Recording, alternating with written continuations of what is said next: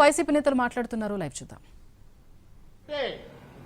ఎట్టి పరిస్థితుల్లో కూడా ఆ పవిత్రమైనటువంటి పంచదారుల గ్రామాన్ని ఆ యొక్క పంచదారుల ఆ యొక్క వాటర్ ఫ్లో కంటిన్యూస్లీ పెరెన్నియల్ వచ్చేటువంటి ఆ పెరెన్నియల్ రివర్ ని ఆ యొక్క దారుల్ని అలాగే ఆ టెంపుల్ ని రక్షించడానికి నా వంతు నేను కూడా తప్పనిసరిగా కృషి చేసి ఈ దోపిడీదారుల్ని అడ్డుకట్ట వేయటానికి చిత్తశుద్ధితో ఉన్నామని మీ అందరికీ కూడా నేను మనవి చేస్తూ తప్పనిసరిగా ఈ విషయాన్ని పార్లమెంట్ లో కూడా మేము ఇప్పుడు కంప్లైంట్ చేస్తున్నాం.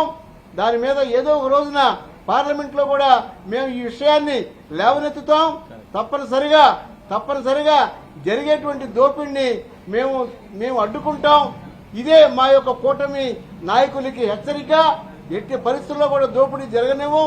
ఆ ఎస్టవేల్ విశాఖపట్నం జిల్లాలో ఉన్నటువంటి ఎలాంటి దేవాలయాలను కూడా మీరు దోపిడీ చేసుకునేటువంటి మార్గాలన్నింటినీ కూడా అడ్డుకట్టేస్తామని ఈ సందర్భంగా మీ అందరికీ కూడా తెలియజేస్తూ మరి మా యొక్క గౌరవ మాజీ ముఖ్యమంత్రి శ్రీ జగన్మోహన్ రెడ్డి గారు ఎప్పుడు కూడా ఇలాంటి విషయాల్లో ఏ రకమైన తప్పు చేయనటువంటి నాయకుడు.